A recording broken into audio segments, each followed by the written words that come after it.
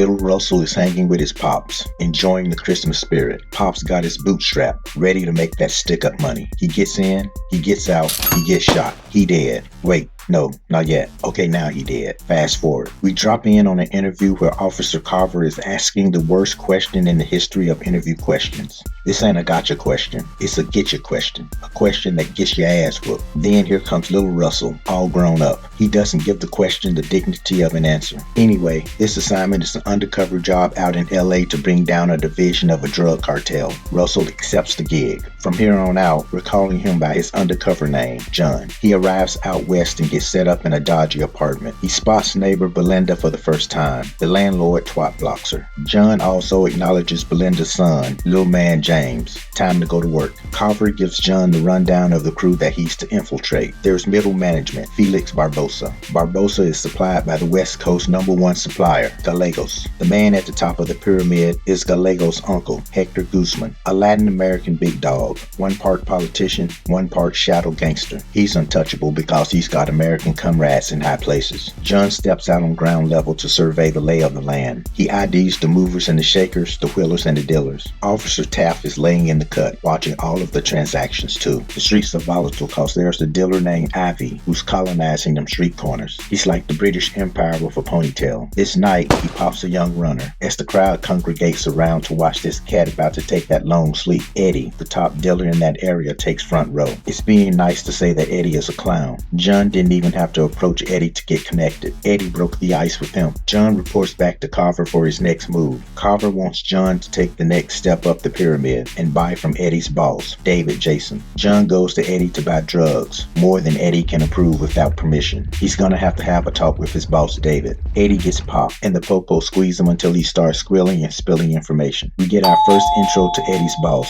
David Jason. His suburban family life is interrupted by his supplier, Barbosa. They've received word that Eddie was singing like a canary in the holding cell. They tell David to clean up his shit, or they'll clean it up themselves. Eddie introduces him to John, the new cat on the scene looking to buy 18 G's of product. Eddie walks in and says this shit could have been an email and walks out. However, that 18 grand would go a long way towards helping Eddie and David pay off some debt to the cartel. John returns home and meets up with this kid that God hates so much that he stuck him with a crack mama, Madre de Ano, Belinda. John fronts the kid some money to get some eats, and then mama starts to go in on John. Her first approach was rage. Then she tried to sell him some booty, and then flipped it and tried to sell him her kid. Not even retail price. I'm talking manufacturer price. These sales are crazy. Everything must go. So Eddie has been compromised by the police. His rat ass is giving the police John as a sacrificial bust. The exchange happens and the lights come on. John gets arrested. Officer Taft interrogates him. John hits him with the know no evil, see no evil, speak no evil. Taft went deep into his bag.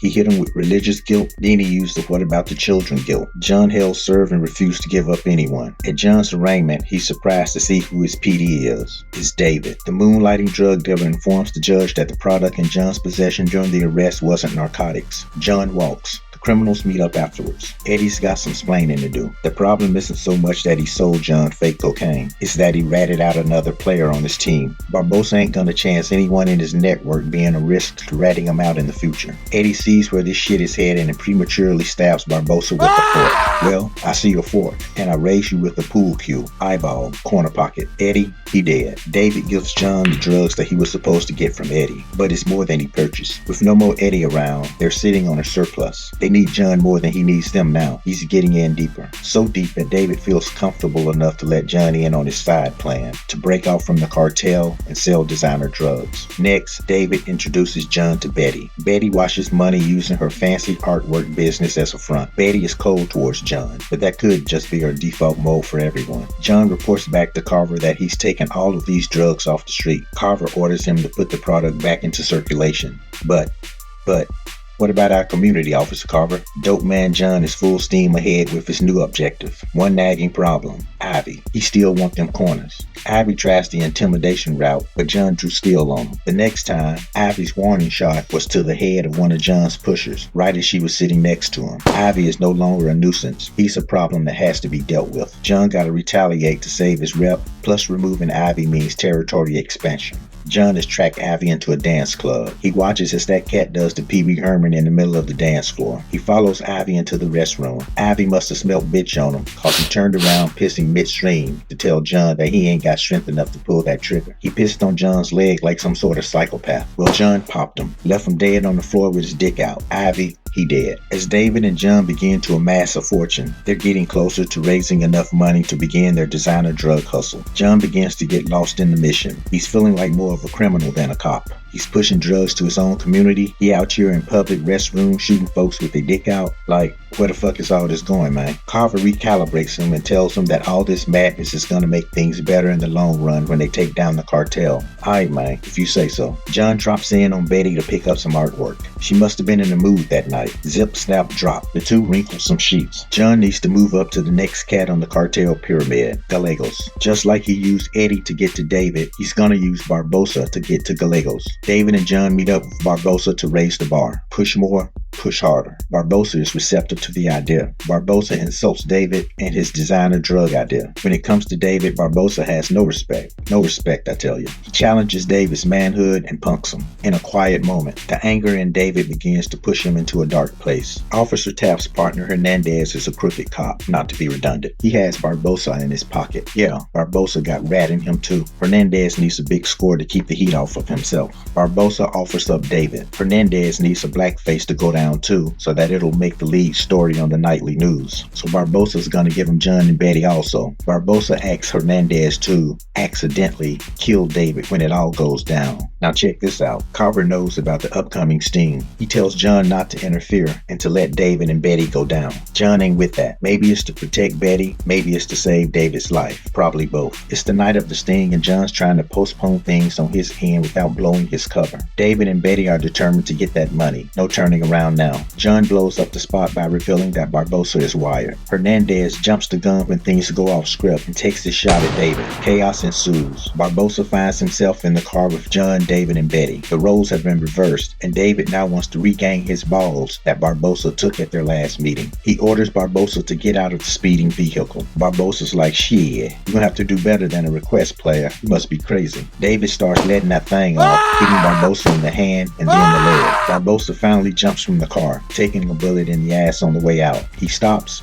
drops, roll around, and get hit by a cop. Barbosa, he dead. David is feeling like a boss now. Betty, she ain't built for this shit. She got a weak gut. She wants out. David wants to avoid loose ends. He wants to kill Betty. John can't go for that. No can do. If Betty dies, David dies. All this action got John horny. He goes for a booty call. Or maybe it was a wellness check. Shook up Betty is worried that she done messed around and got caught up. But John tells her that David and him will be the targets of the cartel, not her. Right before the booty call plays out, the cartel shows up and takes John away. They take him to a meeting with Gallegos. Gallegos tells John and David that Barbosa was deep into him for $1.8 million. Somebody's got to pay that money, and since they're responsible for Barbosa's death, it falls on them. John goes to Carver and tells him that it's time to wrap this shit up. Since he's in with Gallegos, it's time to reel him in. Carver throws a tantrum at John for fucking up the sting. Carver terminates the assignment. John snatches little cat and makes him tell him the real deal of what's going on. Gallegos' Uncle Guzman, well, the government's got plans to one day install that cat as their puppet president. The higher-ups don't want the police messing up those plans. John is furious that all of this shit was for nothing. He goes rogue, so deep into his cover that, well, now he's just a damn drug dealer. Fuck that police pension. He hits that white girl for the first time in his life, and he then goes to meet up with David and Gopher. While discussing how to handle the Gallegos debt, Gopher informs them that Gallegos has more in store than just recouping the money. He plans to kill them both. David and John go to Gallegos and tells him that they know he's bullshitting about the amount owed. Gallegos ups their debt, causing John to execute Plan B, which was to execute B. They abduct the bodyguard who leads them to Gallegos' huge stash of millions. They seize the money and tell the bodyguard to send a message to Guzman that they have his money and they want to sit down. John gives Betty money and urges her to get on the first thing smoking out of LA and don't come back. John stops by Lil James' place to check on him,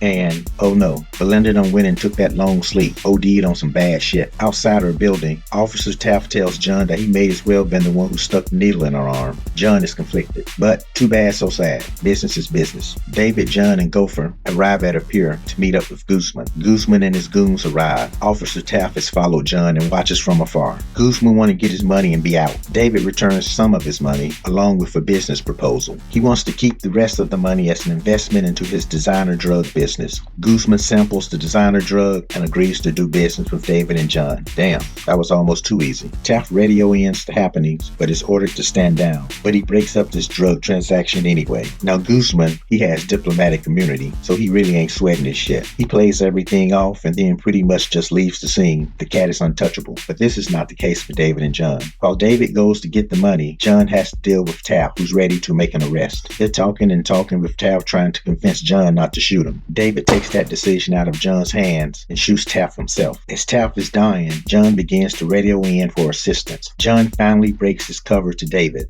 He's a cop. David is bewildered but quickly recovers. He begins to sell John on the idea of embracing the life of a drug boss. Shit, he was a better dealer than he was a cop anyway. You could be missing out on your calling, player. When John is hesitant, David helps him out again by finishing off Taft with another shot to the chest. That was the flatline bullet. Taft, he dead. Well, that did it. John has made his decision. He places David under arrest. David tries to walk off like he got diplomatic immunity or something. When he spun around like a gunslinger to shoot John, John's bullet got there first. David slid down the side of the money truck.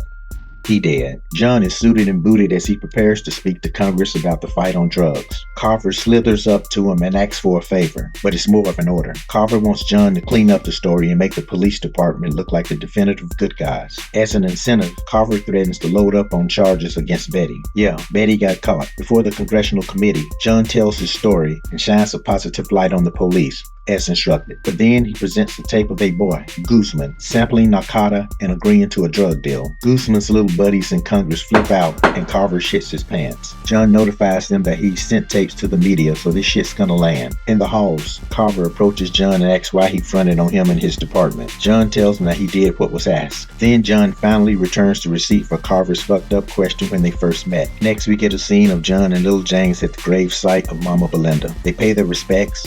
I can feel it.